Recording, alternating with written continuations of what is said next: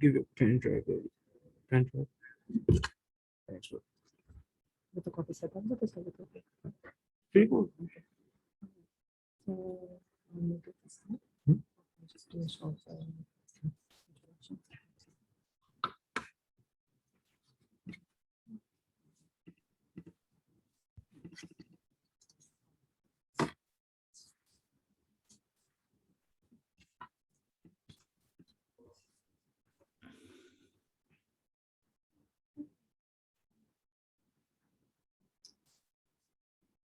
Good afternoon, everyone.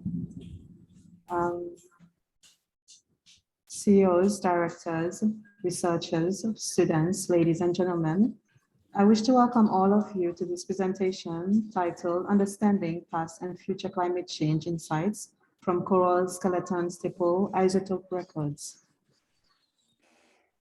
My name is Yvica Bristol from the James Michel Blue Economy Research Institute, University of Seychelles. The Max Planck Institute for Chemistry in Germany, represented by Dr. Alan Foreman, Dr. Holger Unlock, Maria Calleja Cortes, and Tanya Wald, has been conducting research at Anse Royale, Anse La Mouche, Baie Marine National Park, and Darrow St. Joseph Islands. This project, Reconstructing Indian Ocean, Oxygen Deficient Zone, and Nutrient Dynamics across the Anthropocene using nitrogen isotope measurements of massive Porites corals from the Seychelles, is part of an international collaboration between the University of Seychelles and Save Our Seas Foundation and the Max Planck Institute for Chemistry. This project will help answer questions relating to the long-term health and future of the oceans as global climate continues to change. It will create long-term records of anthropogenic influence on the nitrogen cycle on the reefs of Mahe and Seychelles outer islands. This will potentially help policymakers understand the pressures on the environment as related to population growth and thus be able to better manage reefs which are located near more populated areas. This afternoon presentation will be given by Dr. Alan Foreman. There will be time at the end of the presentation for questions. For those attending online, you may also ask questions by raising your hand or by writing in the Zoom chat. I'll now hand over to Dr. Alan.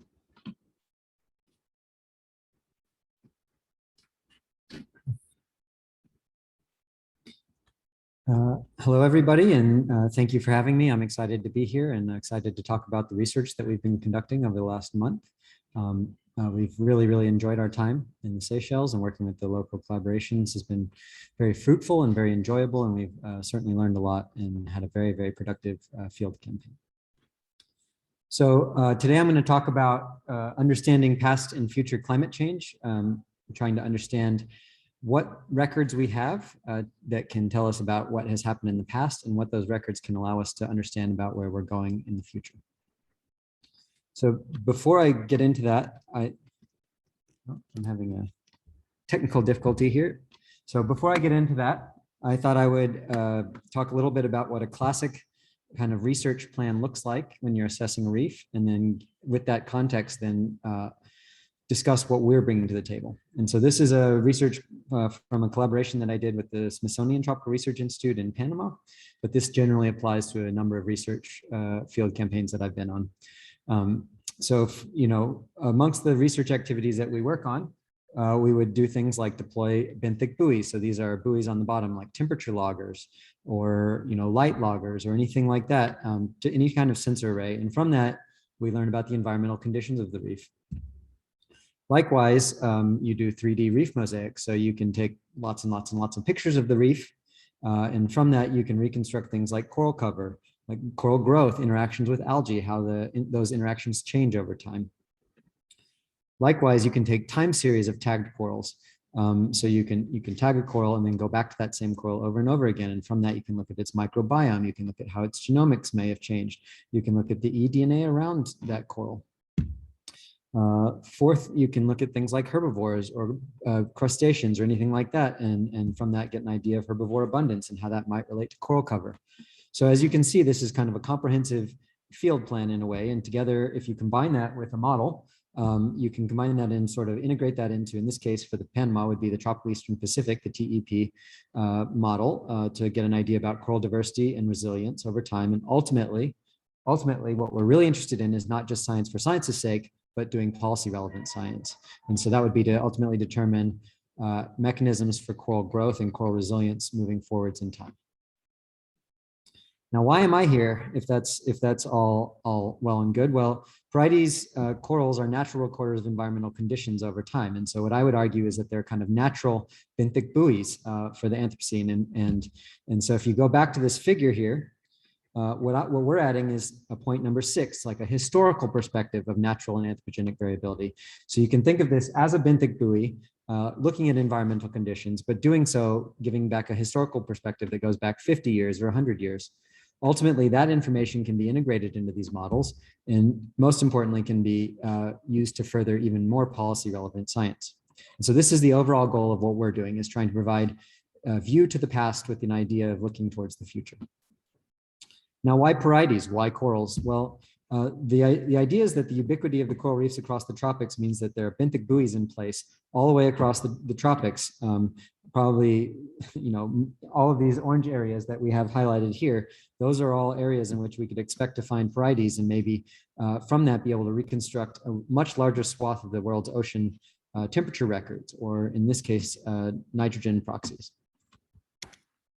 Well, how do these work? That being said, so we're going to take this Porites that we're looking at, and now we're going to draw a line down it, and we're going to open it up. So we're going to look at it in the half face here, and we're also going to look at it as an X-ray. So here's the X-ray of a Porites. This is a picture from Nick Dupre, one of our collaborators. And what we see here immediately is that there are growth rings. So this is very similar to what you'd expect to see in trees. So you see these changes in density, these dark bands and light bands. And from that, you can see that the coral is growing. In this mound, it's growing by putting down layers. What we can do underwater is scuba dive, and we actually drill along through these layers down into the coral, producing coral cores. So this green line is now kind of continuous. So you're drilling down in the coral, producing a coral core along this line, and that coral core goes backwards in time. Well, that seems pretty simple, but what does it actually tell us? Well, what we're interested in is both trying to understand natural variability and anthropogenic signatures of climate variability. And to do so, we look at the ratio of isotopes of various elements incorporated in the coral skeleton. So if you remember back to your chemistry there are isotopes of various elements. So for example, for nitrogen, there's a heavier isotope and a lighter isotope. And we look at changes in the ratio of these isotopes as proxies for different processes in the ocean. We also look at things like oxygen isotopes or carbon isotopes, which I'll get into a little bit later. Looking at our coral and our coral core here now, imagine going back in time. What we can do, if you look at these blue lines, is sample along these growth bands.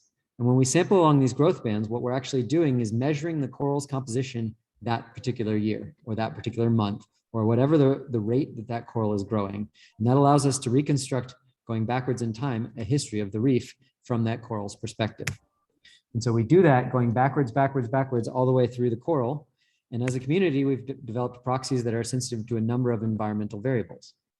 Amongst these are temperature and salinity, which change with the isotopes of oxygen, but also proxies sensitive to the size of oxygen minimum zones and other biogeochemical cycling. So these would be isotopes of carbon and in particular nitrogen, which is what our lab specializes in.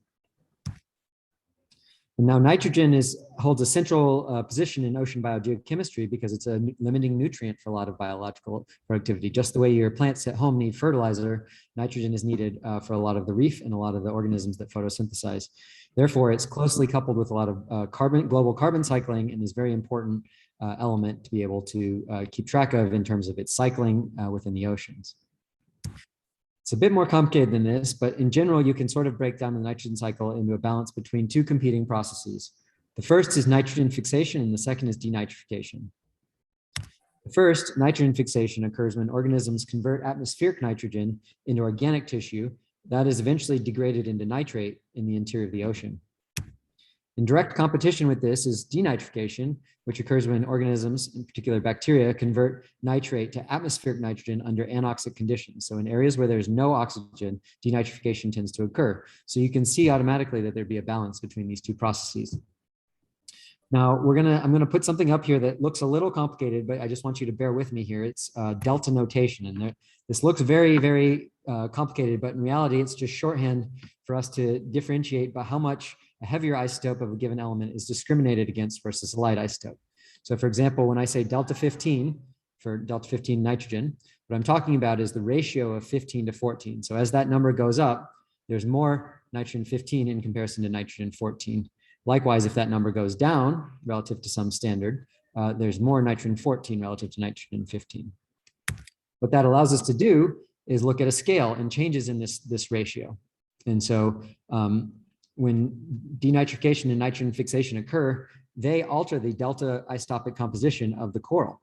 And they do so in really different and unique ways.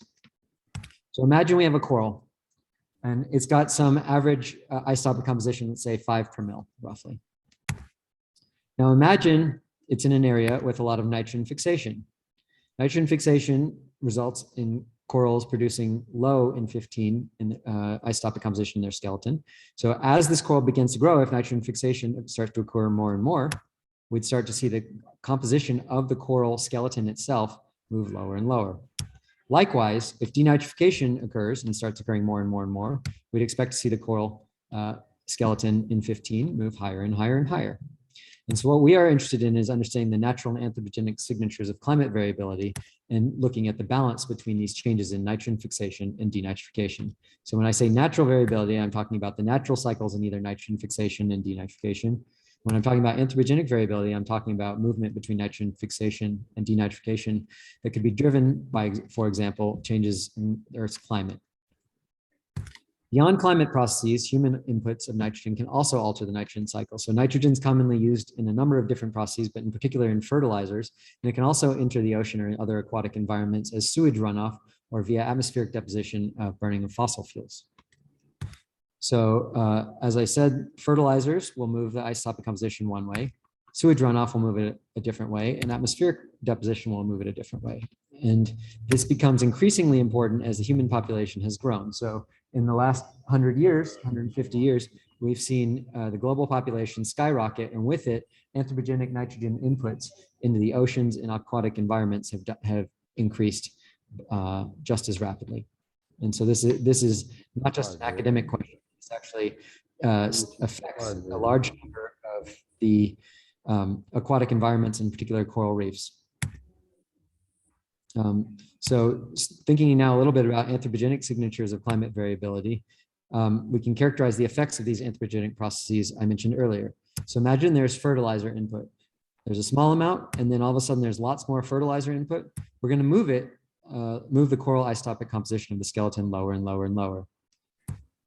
In contrast, if we have sewage runoff, typically as the sewage runoff grows, we'd expect the coral skeleton to move higher and higher and higher in nitrogen 15. If we have atmospheric deposition, we'd again expect it to move lower and lower and lower. So you can see, based on our understanding of what processes may be in play and what the changes in the coral isotopic values are, we can get a history of the reef, both from direct anthropogenic input and also from a climate change driven input from changes in nitrogen fixation or denitrification. And obviously it's a little bit more complicated than I'm letting on, because nitrogen fixation or denitrification can be driven by some of these nitrogen inputs as well. But on the whole, these are the variables that are in play. And so this is the take-home message that I'd like you to take today is we can characterize changes in the nitrogen cycle across the Anthropocene, so across the last 50 to 100 to 150 years, using these nitrogen isotopes, and begin to understand and tease apart the natural climate changes and the anthropogenic climate changes that we're seeing in these corals. So you may say, Alan, that's great, but why are you in the Seychelles? Well, we have the Seychelles is uniquely positioned for a couple of reasons as a very interesting location to monitor climate change and also to look at the reef and the reef changes. So while we are here, we are looking at two main questions. So how are the impacts and signatures of a changing climate recorded by corals in the Seychelles? And second of all, what are the impacts of the anthropogenic nitrogen inputs to the reefs around Mahe? And so first, we'll talk about this first question a little bit, and then dive into the second in a little bit. So as many of you know, I'm sure, the Seychelles are a chain of islands that experience essentially quasi-permanent upwelling each season due to monsoonal winds. They're also proximal to the Arabian Sea, which is a large oxygen minimum zone in an area of strong denitrification. And so what you can see here in this figure is the concentration of oxygen plotted at 300 meters depth for the world's oceans. And you see, I put a star where the Seychelles are, and you see that it's right on the boundary where the oxygen minimum zone at depth expands southwards. Now, a fundamental prediction of nearly every climate model is that oxygen minimum zone should be expanding. And the reason for this is twofold. First, you might expect there to be more stratification in the ocean. So as water, the surface warms, there's less incentive for it to mix downwards into the interior of the ocean, thereby bringing less fresh oxygen into the interior of the ocean, as the oxygen in the interior is being used up by respiration and degradation of organic matter. Second of all, there's also just a decrease in the solubility of oxygen as we're in a warmer climate with the surface ocean. So those two factors have long been predicted to be driving an expansion of oxygen minimum zones. However, there are only maybe 2 or 3 places in the world that will have any sort of time series that could measure this with the resolution that you would need to capture this, and none of them are in the Indian Ocean. And so we need to use our records of Porites to go backwards in time as a test of this prediction, because otherwise we'll have no way of monitoring this until it's far too late and this expansion is underway. And so now I'm going to go ahead and show a little bit of data, some preliminary data from a coral front recovered from St. Joseph in 1997. So just put this up here really quickly. The oxygen isotopes, if you remember, are tracking temperature and salinity. And now I'm going to put up a 10 to 15 year period here. And what you see is that I've put numbers on this axis, but what you can essentially think of as warmer is up and colder is down. And you see there are repeated warm and cold events, and that correlates with the seasonal upwelling of cold water to the surface, cold nutrient-rich water. But now, and this is new data, if you plot the nitrogen 15 of the coral skeleton, which is reflecting the nitrogen 15 isotopic composition of nitrate from the interior of the ocean, what you see is that also mimics the upwelling structure that we see. And so what you're seeing is colder water delivering lower in15 isotopes that kind of more reflect the interior isotopic composition, the isotopic composition of the interior of the ocean, and then gradual elevation of the nitrogen isotope composition of the corals as that upwelling shuts off. And so you can think of these in these short-term periods of each data point here being about 3 weeks to a month as a monitor of kind of upwelling, non-upwelling. So you say, Alan, that's great, but where is this oxygen minimum zone that you've been obliquely referring to? Well, this, what I'm about to show, is the power of the coral records that we developed. So this record looks quite flat. This is from 1970 to 1985. But I've tricked you a little bit. If you look at the record from 1970 to present, what you see is a strong increase in nitrogen-15 over the last 20 years. So from 1980 onwards, you see an increase in nitrogen-15 with maybe a small increase in oxygen-18, signaling global warming, but largely you see a change in the nitrogen-15 isotopic composition. And now remember, what are our benthic buoys telling us? Well, denitrification is occurring, driving nitrogen in 15 up. So denitrification, which is occurring in the presence of an oxygen minimum zone, is occurring in the Arabian Sea, and that water is expanding southwards potentially. At least that's one interpretation of what we might be seeing, expanding southwards, driving this record upwards. But you may also note this record stops in 1997, and that was because the coral was recovered in 1997. And so one of the main reasons to come here back for us is to nail down, is this a trend that's going upwards, or is this a temporary excursion upwards and then a continuation downwards? And either way would be significant if it's being driven by the nitrogen isotopic composition of these oxygen minimum zones.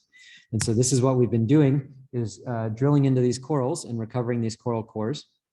And these coral cores are living coral cores. So the top of the coral should be alive, and they extend backwards in time and should hopefully, and in theory, definitely cover the time past 1997. And in fact, I think some of them will go back as far as 1960 or maybe even 1940. So we should be able to check with a number of these sites, the overlap, not just have a continuation of this record, but the overlap between these records and how robust this finding actually is. So this has been a key thing for us that we're really, really excited about. Now, it's even more interesting than that if you look further backwards in time, and this is really preliminary data, so I won't spend too much time on it, but if you extend this record back past 1970, and I'm going to show this just to illustrate the power of what we're doing, you can see that, in fact, it's not just an increase in nitrogen-15 from 1970, it's actually going in the complete opposite direction of any change that had been occurring prior to that. So you see decadal cycling in the nitrogen-15 record from about 1915, 1920 onwards, but gradually decreasing over time. And in 1975, 1980, something changes about the system, and that may be an acceleration of this expansion of the oxygen minimum zone, or it may be some local climate dynamic that we are still yet to discover. So understanding and characterizing this is really important, and it also, I think, illustrates quite clearly the power of this approach for environmental monitoring of the Seychelles. And now, so that's topic one, so impacts and signatures of a changing climate. And now we're moving on to topic two. What are the impacts of anthropogenic nitrogen inputs on the reefs around Mahe? Here, we are working in combination with the University of the Seychelles and a number of other partners to try to understand and assess reef health, and with the view that understanding the reef health requires a comprehensive approach. So this is taking after the Ridge to Reef project that was funded by UNDP as a grant to the Seychelles and working with the UNICEF. And there's a monitoring program looking at not just the coral reefs themselves, but trying to take a holistic view of the entire system from ridge, high up in the mountains, to reef, looking at runoff and other environmental variables to try to understand the health of the reefs and how they may be changing. A key step in doing so is to understand the nutrient inputs to the reefs, as that has to play a role in the health of the reefs. If you put too many nutrients in or not enough nutrients in, they'll likewise both have detrimental effects for the reef. And so what we can offer, what we're hoping to provide for Mahe, is a record of the human impacts of the reef over time. And this is in particular done in collaboration with Holger Enlauf from the University of Seychelles, but we've had a number of other collaborators on board with the university, and we're really excited to continue to work with them. So while we were here, we collected coral cores at 3 different sites on Mahe. We collected a core at Anse Royale, 2 cores at Anse Boileau, and a core at Baie Ternay. The corals from Anse Boileau and Anse Royale should be much more highly impacted if there are nutrient runoffs, in theory at least, than the core at Baie Ternay, which is in a national park and should be therefore slightly more pristine.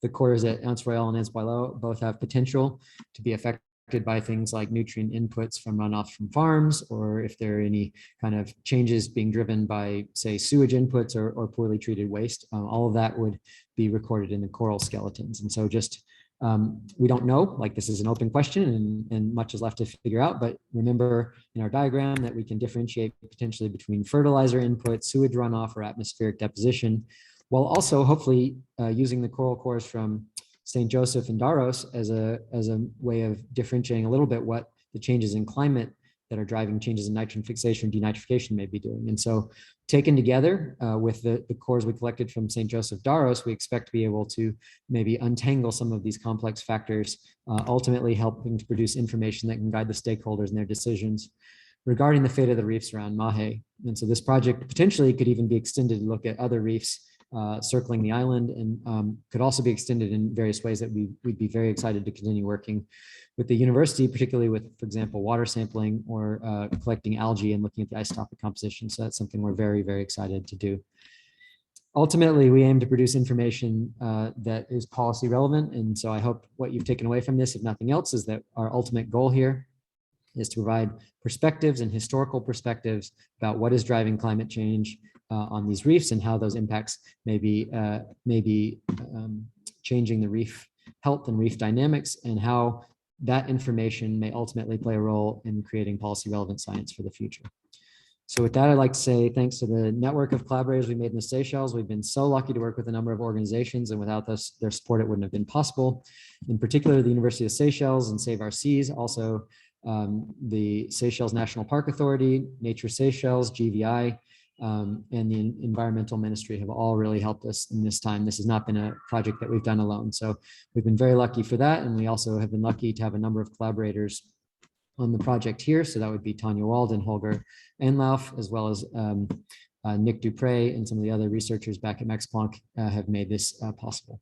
So with that, I'd love to take any questions that you have or any other comments.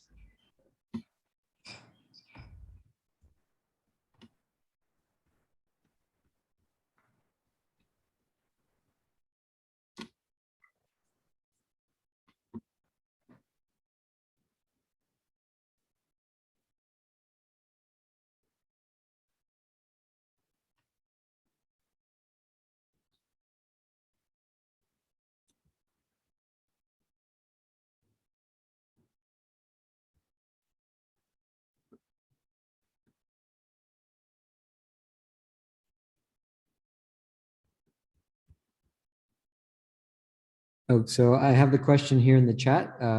Will there be any measurements along shore for nutrient levels to compare with deeper ocean levels? So nutrient monitoring would be something that we would love to do in coordination with the university. I think that it would be a very, very obvious collaboration to continue to do, and in particular to look at changes in the concentrations of nutrients, both from anthropogenic inputs, but also brought to the surface from the upwelling seasons. And so I think there's a lot of room here to take kind of, monthly or quarterly water samples each year and to map out the evolution of the isotopic landscape around Mahe and also at St. Joseph and Daros. So that's something that we'd be very, very interested in working on. So the next question is, what is the timeline for this study? So that's a very good question. I'm going to just quickly put up what the method looks like here, a quick summary of the method if I can. So here, I'll get to that question via the method. So how do we perform this analysis? Well, first we take the coral powder. We have to drill the coral powder along this coral core. So the coral cores are anywhere between 40 centimeters to about a meter. And we split those in half and turn it into a slab, drill along those slabs. We get powder. That powder is dirty. We then chemically clean it. That would be prior to step one in this diagram. Subsequently, we dissolve it, and then we do a very powerful chemical reaction to convert it to nitrate. At that point, we feed the nitrate to living organisms, bacteria, which produce N2O, nitrous oxide, which is then measured on a mass spectrometer. This method is we're one of only 2 or 3 places in the world that are able to do this method, and we do it at an extremely high precision. And so obviously, given that we're measuring this in high precision with tiny, tiny amounts of organic matter. We're talking about nanomoles, 10 to the minus 9 moles of organic matter. It actually takes quite a while to process the samples. And so what we hope to do is immediately start working on the last 20 to 40 years of the coral cores to understand this last piece of the puzzle for the St. Joseph climate change question. We anticipate that would maybe take 9 months in total. And then after that, and while that process is happening, we hope to be splitting the cores, drilling the cores, and then subsequently we could do a pilot study that might last another 6 months or so. So we hope to have initial results for the project within 1.5 to 2 years, if we can. Each week when we process these samples in the laboratory, it takes us about 1 week to process 40 samples to give you an idea of the length of time. Okay, so I have the question, when you drill out the core in a coral, do you leave the hole or do you plug it up? So that's another very good question. So let me see if I can go backwards here to these pictures. So here you see in the upper left, I'm drilling a hole in the coral, and in the upper right, you see this. This is the core still in the coral head. In the bottom left, I'm now extracting the coral core from the coral. And in the bottom right, what you see here is we've now put a concrete plug in the top of the coral where the hole was, and then put aquarium-friendly epoxy over the top of that plug. And this aquarium-friendly epoxy is designed for corals to grow on top of it in aquariums, so it's coral-friendly. And over time, over the next year or two, the coral will eventually grow to cover this patch, and it's like it was never there. Now, when you hear me say a core is 1 meter long, that sounds very, very invasive.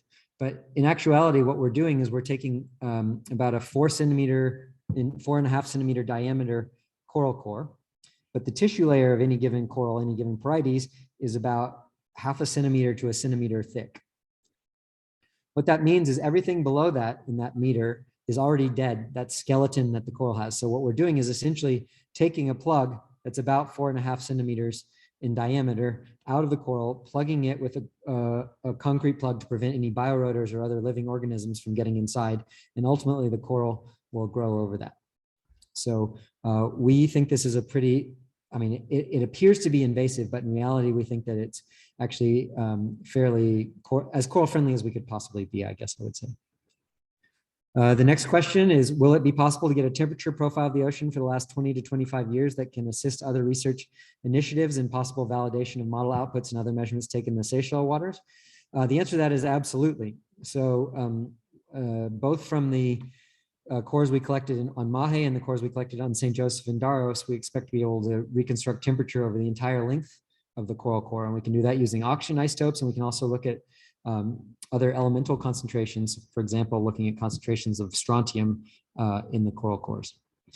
And so in particular at Daros and in Mahe, what we're excited about is there are instrumental records of temperature going backwards for the last decade, and that allows us to calibrate these measurements of oxygen isotopes or strontium calcium over time. And ultimately that will allow us to provide temperature measurements going back over the last 30, 40, 50, 60 years that will complement any existing temperature records.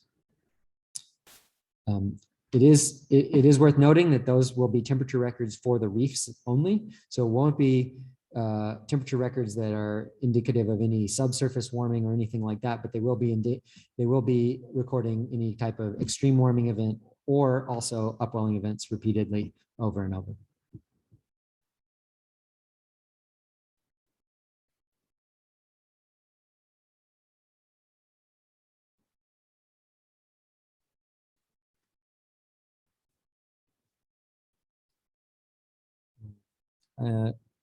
Are there any more questions?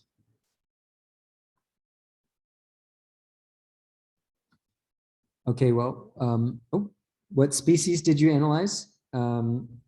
So we analyzed Porites, particular here Porites lutea, but generally Porites genus and then Porites lutea, or else there are a couple different mounding Porites that we could use, but Porites is the most common coral used in climate reconstruction.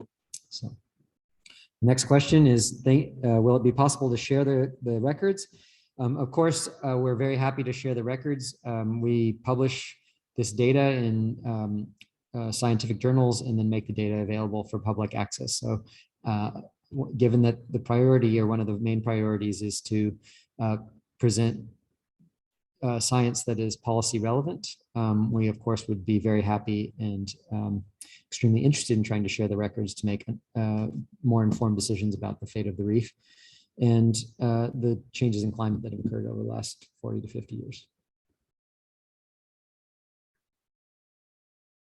The next question is, in terms of translating science to policy, what does this hope to provide in terms of informing policy for people? What do you foresee as the biggest takeaway impact from this study? Well, in terms of translating science to policy, the absolute biggest thing that we could hope to take away here is to be able to confirm or refute the predictions of these climate models that suggest that oxygen minimum zones are expanding. And the reason for this is fairly simple, which is that reefs don't exist in a vacuum. They exist within our society and have economic importance and societal importance, cultural importance. They bring tourists, but they also support fisheries. And so the health and understanding of these reefs is truly, truly important.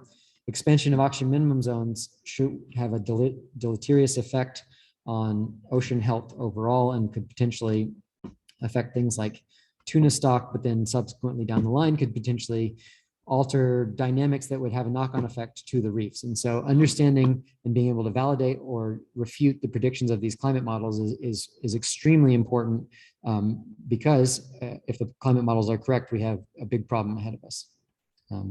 Likewise, if we were to refute this prediction or not be able to demonstrate it, that's also very valuable information for understanding future change and how the reefs may function.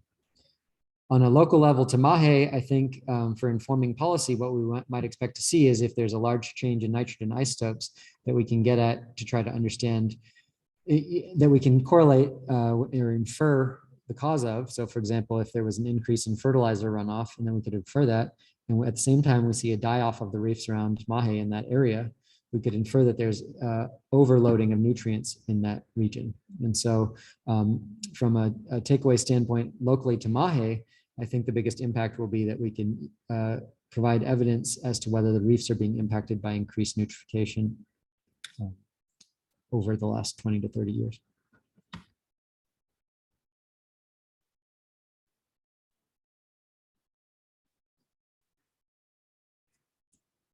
The next question I got is from the study site, was it possible to determine the healthiness of the corals? There was I would say, a vast diversity of reef health in all the various study sites that we saw. So obviously the reefs at St. Joseph and Daros are less impacted by human impacts, given their relatively isolated location. They were, I would say, relatively healthy.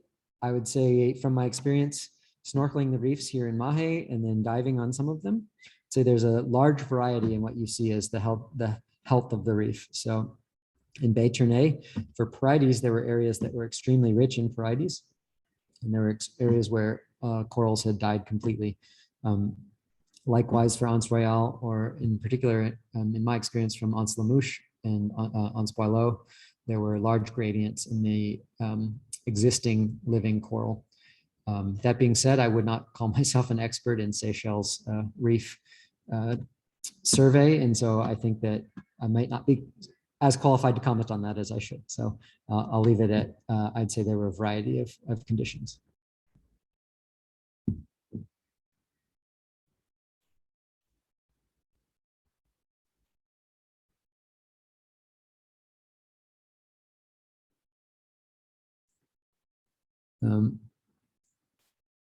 Yeah, so the next question is, in 1997-98, El Nino, there was a site where upwelling was occurring that helped to restore or combat the effects of a bleaching event. Is there evidence of that in the St. Joseph area?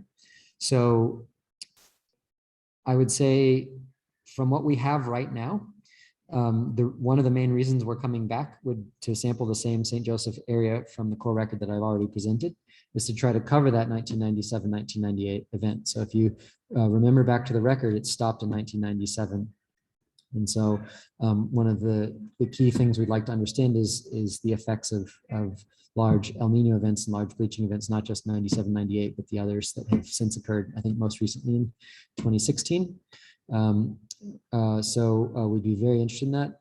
In general, I would agree with your hypothesis, at least to some extent, is that upwelling can help mitigate the effects of bleaching events. But ultimately, it's a little bit more complicated than that, just from it's a complex system in terms of not just temperature driving bleaching, but things like the turbidity of the water, the cloudiness of the water, ultimately maybe providing some protection against bleaching, or different nutrient statuses. So I think we're hoping definitely to try to understand the role that upwelling is occurring, the role that upwelling has in it, where it's occurring in terms of reef resilience and reef health. And that's also some of my work in other locations around the world, in particular in the tropical Eastern Pacific, has focused on this as well. So that's a very, very good question that I think is currently trying to be decided. From the size of the corals in St. Joseph, I would guess that there are corals that survived the bleaching event just by virtue of being large corals. But I also think that there are corals in other parts of Mahe that are big enough, clearly, that they survived the event, or at least have since regrown over a growth stop, where the coral stopped growing for a year and then continued to grow after that. So I would say it may be more complicated than just direct upwelling, but that we have the capacity and the opportunity to try to delineate the effects of upwelling.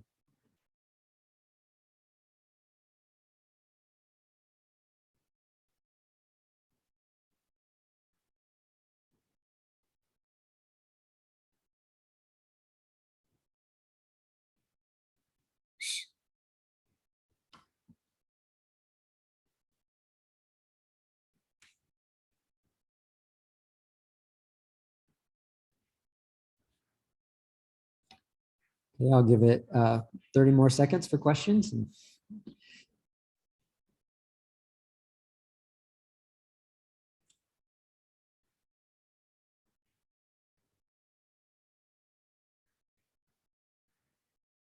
Okay, thanks everyone for coming. I really appreciate it, and it's been a pleasure. I've been very fortunate to get to be a part of this research team and to work with the local collaborators in the Seychelles, and we've really enjoyed it. So I look forward to more collaborations in the future, and I hope to come back.